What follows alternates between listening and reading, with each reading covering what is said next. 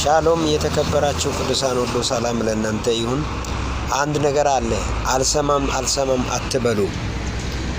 ትንቢተ ኢሳይያስ ምዕራፍ 9 ከቁጥር 1 ጀምሮ ባለው ቦታ ላይ ወንድ ልጅ ተሰጥቶልናልና አለቅነቱ በጫንቃው ላይ ይሆናል ይላል።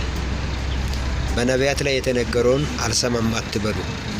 ሉቃስ ወንጌል ምዕራፍ 1:30 እስከ ታች ስታነቡ ለድንግል ማርያም መልአኩ ገብርኤል መጥቶ ብስራትን መስክሯል።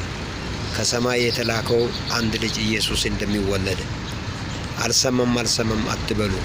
ማቴዎስ ወንጌል ምዕራፍ 4 ላይ ጌታ ኢየሱስ ክርስቶስ ወደ ውሃው ለመጠመቅ በሄደበት ጊዜ ዮሐንስ በሚጠመቅበት ሰዓት እንዲህ አለ፣ የሚወደኝ ልጄ እርሱ ነው፣ እርሱን ስሙት አለ። ስለዚህ አልሰማም አትበሉ።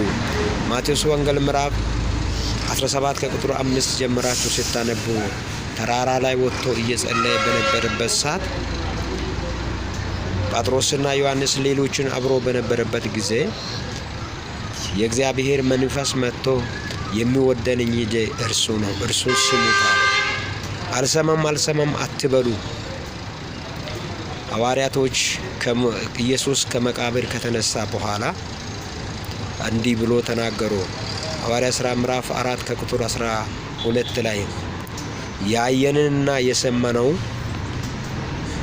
እንመሰክራለን አለ። ስለዚህ አልሰማም አትበሉ። አንደኛ ቆሮንቶስ ምዕራፍ 3 ላይ ከቁጥር 18 ጀምራችሁ ስታነቡ የተሰቀለውን ክርስቶስን እንሰብካለን አለ። ስለዚህ የተሰቀለው ክርስቶስ ሕይወት የሆነው ክርስቶስን እሱን ስሙ። መዳን በሌላ በማንም የለም፣ እንድንድንበት ዘንድ የተሰጠው ስም አንዱ ኢየሱስ ብቻ ነው። አልሰማም አትበሉ። ጌታ ሊመጣ ቀርቧል። ድንገት በደጃፉ ላይ ደርሷል። ተዘጋጁ።